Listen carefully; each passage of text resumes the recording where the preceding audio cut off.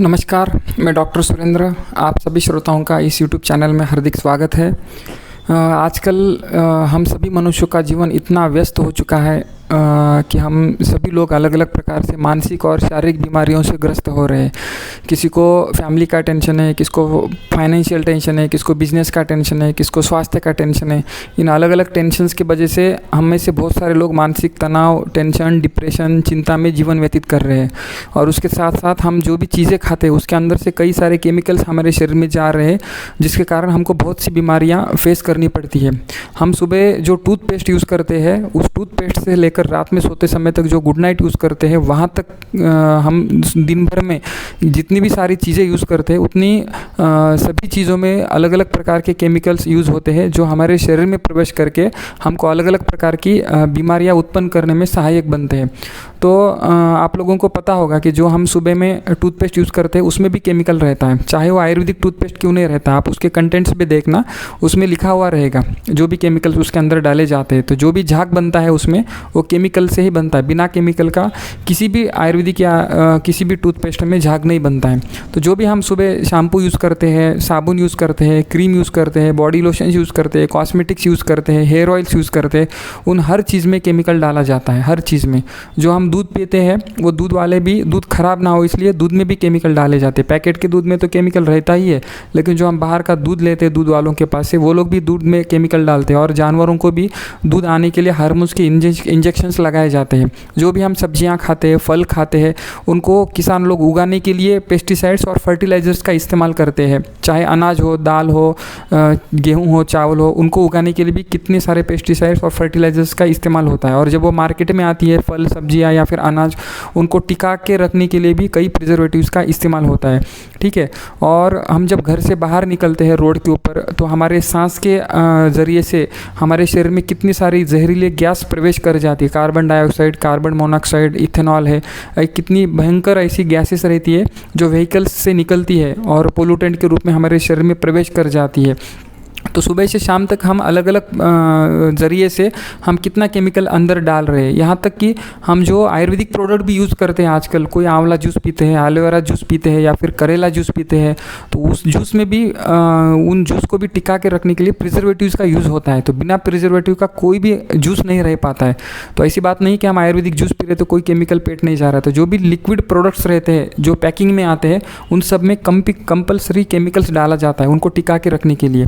तो आप ही सोचो, इतना सारा केमिकल्स अगर हम सुबह से शाम तक अपने शरीर में डालते हैं तो वो बीमारी नहीं करता होगा क्या? ज़रूर करता है। इसीलिए आजकल हमको इतनी सारी बीमारियों का सामना करना पड़ रहा है। किसी को स्किन प्रॉब्लम है, किसी को यूरिन का प्रॉब्लम है, किसी को डाइजेशन का प्रॉब्लम है, किसी को मेंटल स्ट्रेस है, किसी को आंखों का कमजोरी है, किसी को हड्डी का कमजोरी है, किसी को खून कम होता है, किसके घुटनों में दर्द है।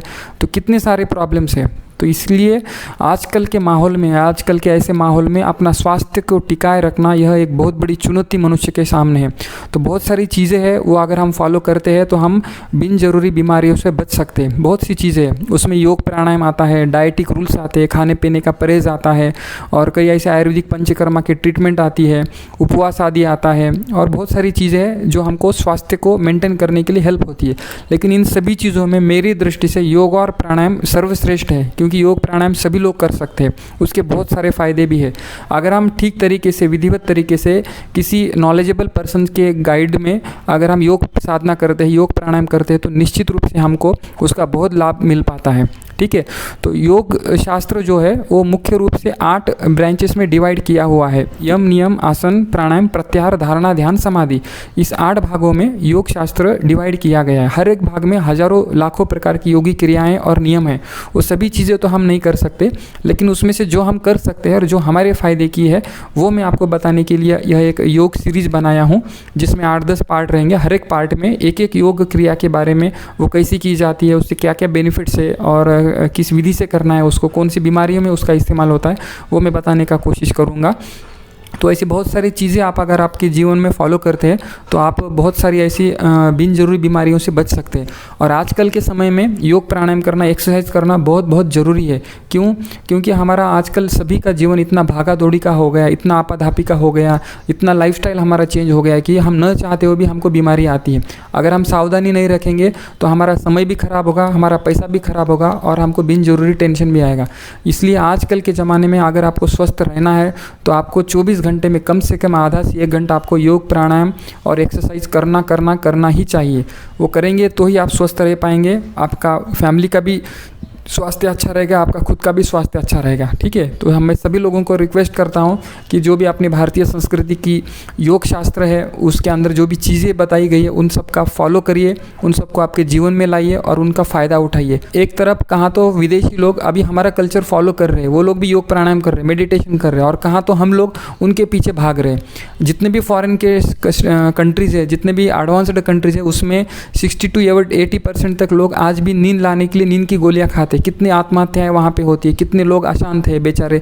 सब कुछ धन है, पद है उनके पास, हर चीज़ है, भौतिक सुविधा हर चीज़ उनके पास उपलब्ध है, फिर भी लोग इतने अशांत है। क्यों?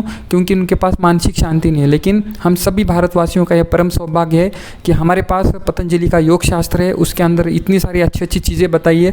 वो अगर हम अपने जीवन में फॉलो करेंगे तो हमारा एक मानसिक जीवन, हमारा सामाजिक जीवन, हमारा शारीरिक जीवन बहुत स्तर पे उन्नत हो सकता है और हमको उसके बहुत फ़ायदे मिल सकते हैं। इसलिए हम सभी लोगों को 24 घंटे में कम से कम आधा घंटा 1 घंटा योग प्राणायाम जरूर करना चाहिए।